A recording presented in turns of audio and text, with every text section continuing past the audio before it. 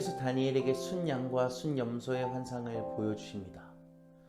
순양은 서쪽과 북쪽, 남쪽을 향하여 가진 두 뿔로 들이받는데 어찌나 강하던지 그것을 당할 짐승이 없었다고 기록합니다. 그리고 그 강력한 힘을 가진 순양을 더 강한 힘으로 꺾어버리는 존재가 바로 순염소입니다. 순염소에게는 두 눈 사이에 뿔이 달려 있었는데 그 뿔이 꺾이고 그 자리에 4개의 뿔이 돋아납니다. 그리고 4개의 뿔 중 하나에서 또 다른 하나의 작은 뿔이 돋아납니다. 다니엘은 스스로의 힘으로 이해하기 어려운 환상 속에 담긴 하나님의 뜻을 알기 위해 힘썼습니다.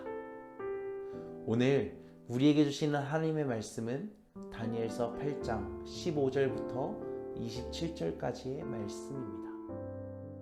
나 다니엘이 이 환상을 보고 그 뜻을 알고자 할 때에 사람 모양 같은 것이 내 앞에 섰고 내가 들은즉 을레강 두 언덕 사이에서 사람의 목소리가 있어 외쳐 이르되 가브리엘아 이 환상을 이 사람에게 깨닫게 하라 하더니 그가 내가 선 곳으로 나왔는데 그가 나올 때에 내가 두려워서 얼굴을 땅에 대고 엎드리매 그가 내게 이르되 인자야 깨달아 알라 이 환상은 정한 때 끝에 관한 것이니라. 그가 내게 말할 때에 내가 얼굴을 땅에 대고 엎드려 깊이 잠들매 그가 나를 어루만져서 일으켜 세우며 이르되 진노하시는 때가 마친 후에 될 일을 내가 내게 알게 하리니 이 환상은 정한 때 끝에 관한 것임이라. 내가 본 바 두 뿔 가진 순양은 곧 메대와 바사 왕들이요 털이 많은 순염소는 곧 헬라 왕이요 그의 두 눈 사이에 있는 큰 뿔은 곧 그 첫째 왕이요 이 뿔이 꺾이고 그 대신에 4뿔이 났은즉 그 나라 가운데에서 내 나라가 일어나되 그의 권세만 못하리라. 이 내 나라 마지막 때에 반역자들이 가득할 즈음에 한 왕이 일어나리니 그 얼굴은 뻔뻔하며 속임수에 능하며 그 권세가 강할 것이나 자기의 힘으로 말미암은 것이 아니며 그가 장차 놀랍게 파괴 행위를 하고 자의로 행하여 형통하며 강한 자들과 거룩한 백성을 멸하리라. 그가 꾀를 베풀어 제 손으로 속임수를 행하고 마음에 스스로 큰 체하며 또 평화로운 때에 많은 무리를 멸하며 또 스스로 서서 만왕의 왕을 대적할 것이나 그가 사람의 손으로 말미암지 아니하고 깨지리라. 이미 말한 바 주야에 대한 환상은 확실하니 너는 그 환상을 간직하라. 이는 여러 날 후의 일임이라 하더라. 이에 나 다니엘이 지쳐서 여러 날 앓다가 일어나서 왕의 일을 보았느니라. 내가 그 환상으로 말미암아 놀랐고 그 뜻을 깨닫는 사람도 없었느니라. 아멘. 하나님께서 다니엘에게 보여주신 환상은 4가지로 나눠볼 수 있습니다. 첫 번째로는 두 뿔을 가진 순양이 등장해 강한 힘으로 이곳저곳을 누비며 자신의 위엄과 강함을 드러냅니다. 두 번째로는 강한 힘을 가진 순양이 더 강한 힘을 가진 순염소에게 꺾이고 순염소가 득세하게 됩니다. 세 번째로는 순염소의 두 눈 사이에 있는 뿔이 꺾이고 그 자리에 4가지의 뿔이 돋아납니다. 마지막 4번째로는 4개의 뿔 중 한 뿔에서 또 다른 한 뿔이 나게 됩니다. 우리의 머리로 이해하기 어려운 하나님의 환상, 다니엘도 마찬가지였습니다.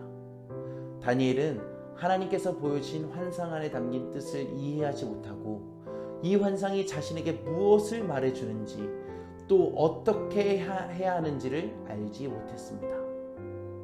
여기서 우리가 알 수 있는 것은 유한한 존재인 인간은 무한하신 하나님의 뜻을 다 알 수 없다는 것입니다. 환상을 이해하지 못한 다니엘이 그 안에 담긴 하나님의 뜻을 알기 위해 노력합니다. 그러자 하나님께서는 자신의 천사 가브리엘을 보내 다니엘에게 환상 안에 담긴 뜻을 깨닫게 하십니다.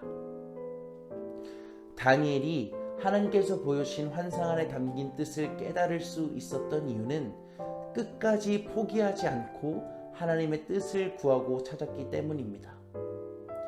우리는 하나님의 뜻을 다 알 수 없고 이해할 수 없지만 포기하지 않고 하나님의 뜻을 구하는 자들에게 하나님께서는 길을 알려주십니다. 환상 안에 담긴 하나님의 뜻은 무엇이었습니까? 바로 마지막 때에 종말의 날에 임할 하나님의 심판에 관한 뜻이었습니다. 순양은 메대와 바사, 즉 페르시아를 상징하고 순염소는 헬라를 상징합니다.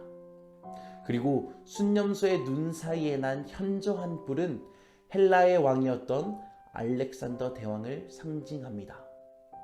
그리고 그 뿔이 꺾이고 그 자리에 난 4개의 뿔은 알렉산더 대왕의 죽음 이후 헬라를 4등분했던 4명의 신하, 그리고 마지막 그 하나의 뿔에서 난 또 다른 작은 뿔은 안티오쿠스 에피파네스 왕을 상징합니다. 바사의 고레스 왕은 바벨론과 아르메니아, 애굽을 정복하며 자신의 강함을 뽐냈습니다. 순양이 강한 힘을 가지고 이쪽 저쪽 다니며 위엄을 드러냈던 것처럼 말이죠. 하지만 그런 강한 힘을 가지고 있었던 메대와 바사, 페르시아는 순염소와 현저한 뿔로 비유되는 헬라와 알렉산더 대왕에 의해 완전히 멸망하고 맙니다. 20대 초반의 나이에 헬라 제국뿐만 아니라 세계를 정복하고 다스린 알렉산더 대왕. 하지만 32세의 나이에 갑자기 쓰러져 그는 죽음을 맞이합니다. 그의 갑작스러운 죽음에 의해 헬라는 넷으로 갈라지게 되는데, 오늘 성경의 현저한 뿔이 꺾이고 그 자리에 4개의 뿔이 돋아나는 것을 통해 상징되고 있습니다. 그리고 그중 한 뿔에서 또 다른 한 뿔이 돋아나는데, 그것은 헬라 제국의 셀류커스 왕조에서 나타난 안티오쿠스 에피파네스 왕을 상징합니다. 성경에는 5대 제국이 등장합니다. 아수르, 바벨론, 메대와 바사, 헬라와 로마가 성경에 등장하는 5대의 제국입니다. 아수르와 바벨론, 메대와 바사, 헬라와 로마는 자신들이 가지고 있는 강력한 힘으로 전 세계를 다스리고 호령했습니다. 그리고 그 나라들의 영광은 꺼질 줄 몰랐습니다. 하지만 그들은 모두 하나님의 심판 앞에 무너지고 맙니다.